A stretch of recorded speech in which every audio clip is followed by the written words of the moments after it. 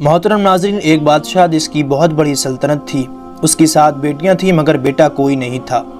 वो जब खुश होता तो एक मजमा लगाता और लोगों से सवाल करता और जो उसके सवाल का जवाब दे देता उसको उसका मन चाहा इनाम मिलता।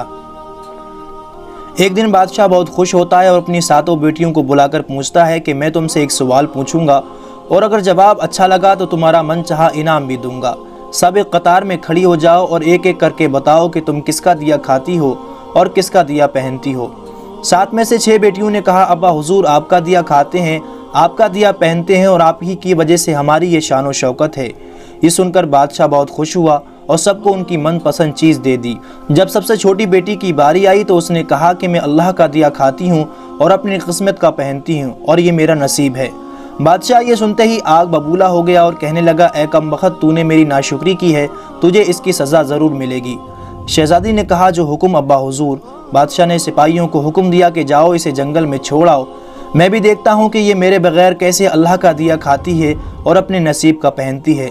शहजादी से तमाम जेवरात वापस ले लिए गए और खस्ता हाल कपड़ों में बगैर किसी साजो सामान के बादशाह के हुक्म के मुताबिक जंगल में तनहा छोड़ दिया गया। लेकिन शहजादी बहुत पुरसुकून, मुतमईन और अल्लाह पर तवक्कुल और भरोसा था कि जो उसने रिज़्क़ और ऐशो इशरत मेरे नसीब में लिखी है वो मुझे ज़रूर मिलेगी। सब सिपाही शहजादी को छोड़कर वापस चले गए।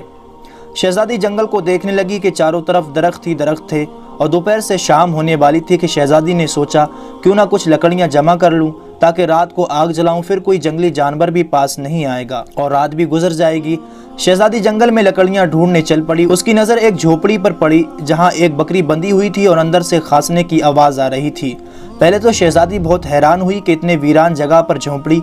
जब वो झोंपड़ी के अंदर दाखिल हुई तो क्या देखती है कि एक बूढ़ा ज़ईफ शख्स एक चारपाई पर लेटा है और खांसते खांसते पानी पानी पुकार रहा है। शहजादी इधर उधर देखती है कि कोने में एक पानी का मशकीज़ा रखा हुआ होता है। वो गिलास में पानी भरकर बूढ़े ज़ईफ को पिलाती है और झोपड़ी की साफ़ सफाई करती है। इतने में बूढ़ा ज़ईफ शहजादी से पूछता है कि बेटी तुम कौन हो और इतने बड़े जंगल में तुम अकेली क्या कर रही हो। तब शहजादी उसे बताती है कि वो यहाँ कैसे पहुँची। बूढ़ा ज़ईफ उसे झोपड़ी में ही रहने का बोलता है और कहता है कि मैं शहर में काम करता हूँ, सुबह शहर चला जाऊँगा और 8 दिन के बाद वापस आऊँगा। तुम यही रहो, झोपड़ी में खाने का सामान है और नदी पास ही है, वहाँ से तुम घड़ा भर कर ले आना।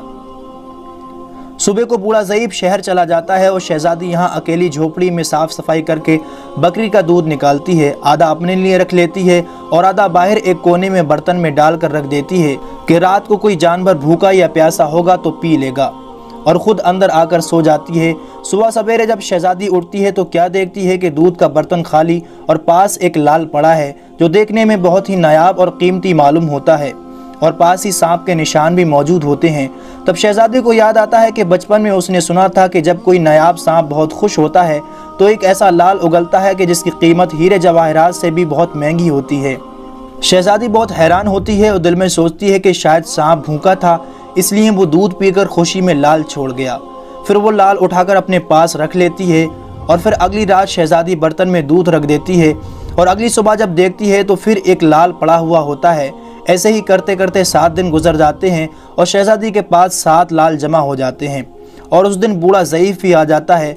तब शहजादी उसे लाल दिखाती है और सारा वाक़या बयान करती है और बूढ़े ज़ईफ को 3 लाल दे देती है और कहती है कि शहर जाकर ये लाल बेच दो और आते वक्त अपने साथ महल बनाने वाले मजदूर कर लाना। बाकी 4 लाल शहजादी अपने गले में माला के तौर पर पहन लेती है और कुछ ही महीनों में जंगल में एक आलीशान महल तैयार हो जाता है जिसमें बूढ़ा ज़ईफ और शहजादी रहने लगते हैं।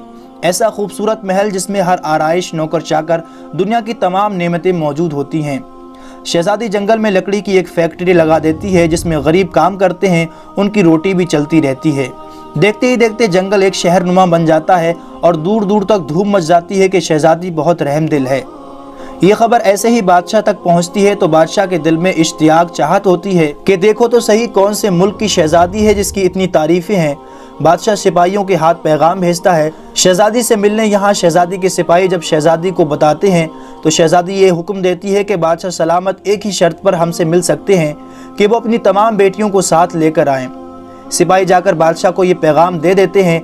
एक दिन बादशाह अपनी तमाम बेटियों के साथ शहजादी के महल जाता है।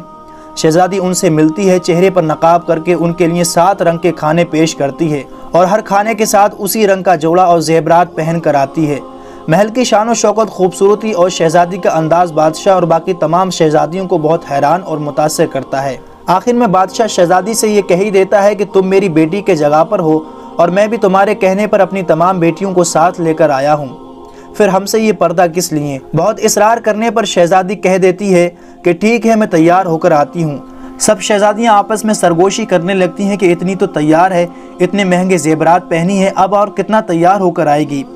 इतने में क्या देखते हैं कि दूर से खस्ता हाल कपड़ों में कोई आ रहा है और गौर करने पर बादशाह को याद आता है कि ये तो अभी तक जिंदा है। मैं तो सोचता था कि इसे जंगली जानवर खा गए होंगे और मैंने अपने सिपाहियों को इसकी खबर लेने के लिए भेजा था, तो उन्होंने ही मुझे बताया था कि वहाँ शहजादी का कोई नामो निशान नहीं है।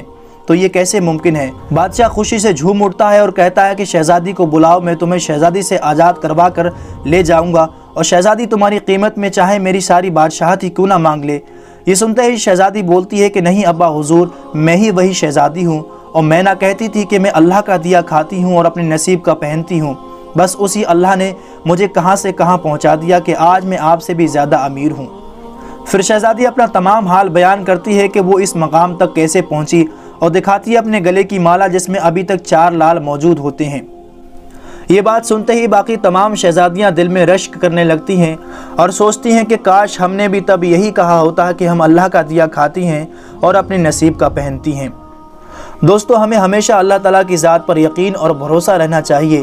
वो अपने चाहने वालों को कभी तनहा नहीं छोड़ता और जो उसने हमें नेमतें अता की हैं उसका हर वक्त शुक्र अदा करना चाहिए।